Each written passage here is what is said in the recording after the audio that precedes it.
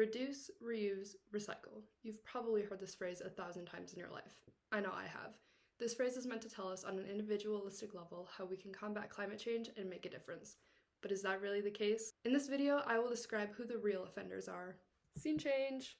We've probably been told our whole lives that we need to be more eco-friendly and the ways that we can reduce our carbon footprint. A lot of the blame for a long time has been put on individuals. We don't carpool, we use too much fossil fuels, we're not being eco-friendly, we're not being sustainable. But in my research, I found that we as individuals are not the main reason for climate change.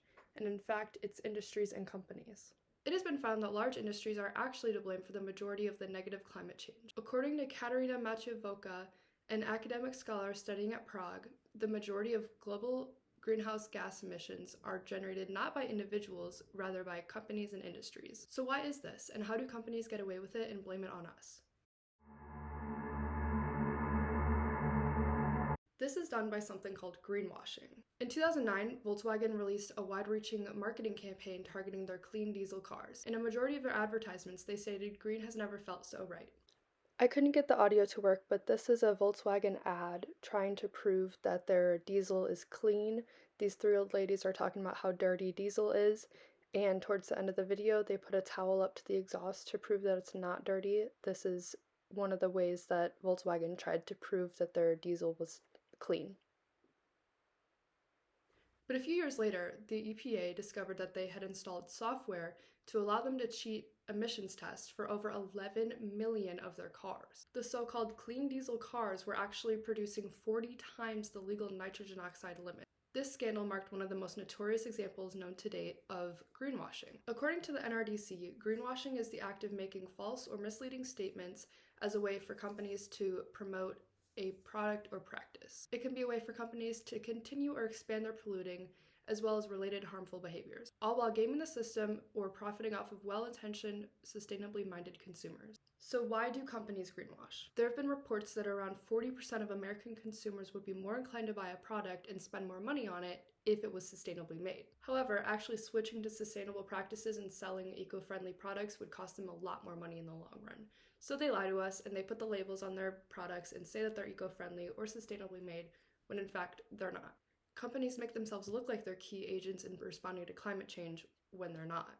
They claim they are following the sustainability standards set in place, appearing to be battling the climate crisis, but most of the time they're doing the complete opposite. So which companies are responsible for 70% of the greenhouse gas emissions? If your first guess was oil and gas companies, you would be correct. The top 5 most polluting companies are coal, gas, natural gas, and oil, fossil fuel related companies. In first place, we have China Coal, emitting 14.3% CO2 emissions.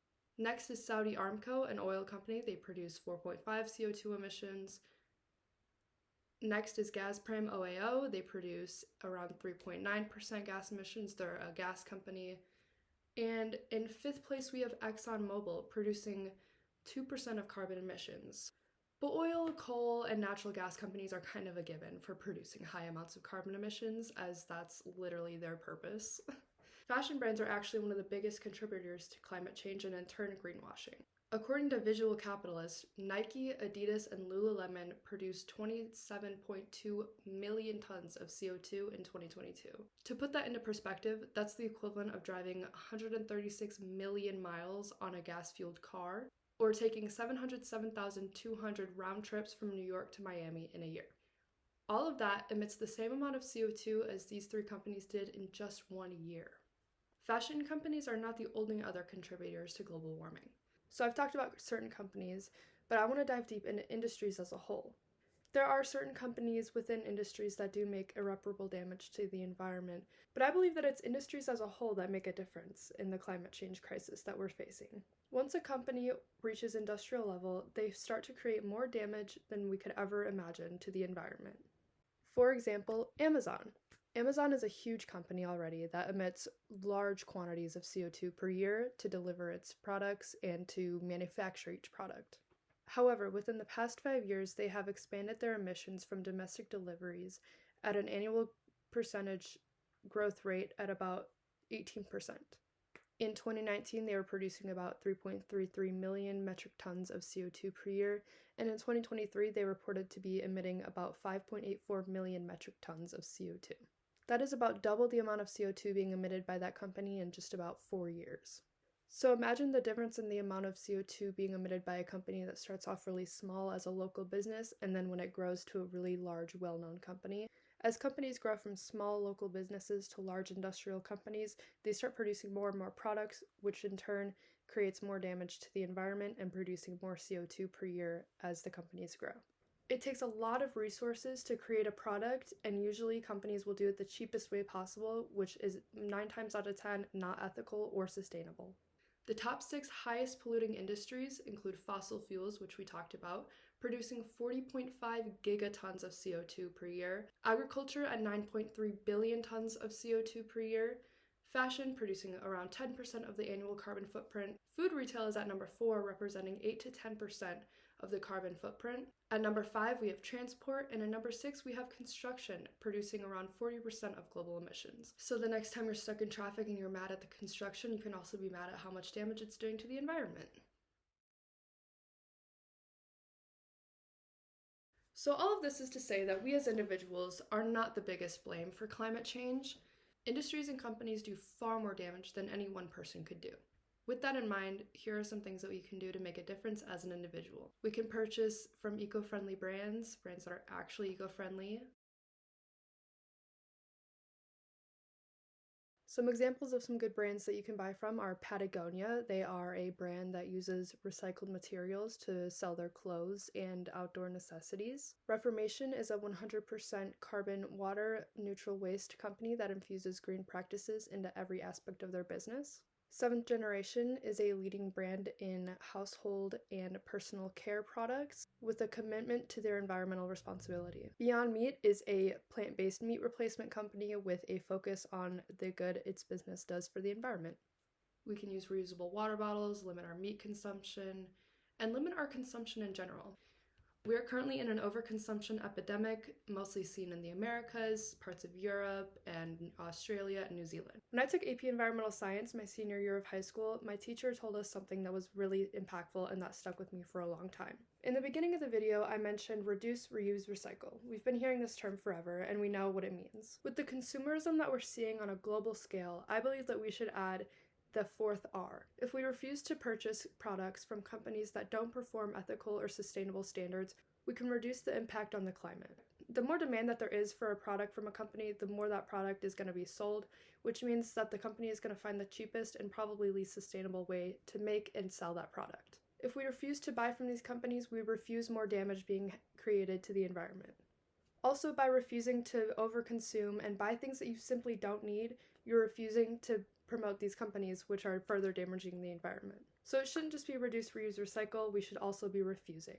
Refusing to buy unnecessary products, refusing to buy disposable plastics, refusing to buy from fast fashion companies, and refusing to have too much stuff in general. Americans waste so much food per year, and we waste so many products and plastic and things that we buy because they're trends but we end up not liking, and those things just end up in waste piles. So by refusing to purchase from companies that don't practice sustainable production, we're refusing to damage the environment. If we stop overconsuming, we can stop these companies from creating more damage to the environment and hiding it with greenwashing. There's no shame in thrifting or using the same product that you have that works. You don't need to hop on every trend and buy every new must-have product that you see on social media, even though it's very tempting. However, if you are looking to purchase a new product or item, there's some things you can look out for to ensure that the company is actually sustainable. You can visit their website to see if they have a mission statement about the environment or being eco-friendly. You can find certifications or standards by looking out for any of these labels. And if you want to take legal action but you're not sure where to start, you can check out the Federal Trade Commission's website on what they have in place for green standards. That's all I have for this video. Thank you so much for watching.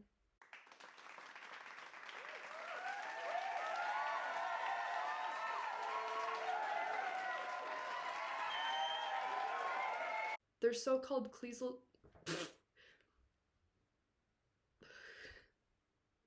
We're actually producing 40 times the legal. Fashion brands are actually one of the biggest contributors. All of that emits the same amount of CO2 as these 3 companies did. So the next time you're stuck in traffic, okay, I'm not doing that. We are currently in an overconsumption academic. Why fix it if it's not broken, you know? Okay.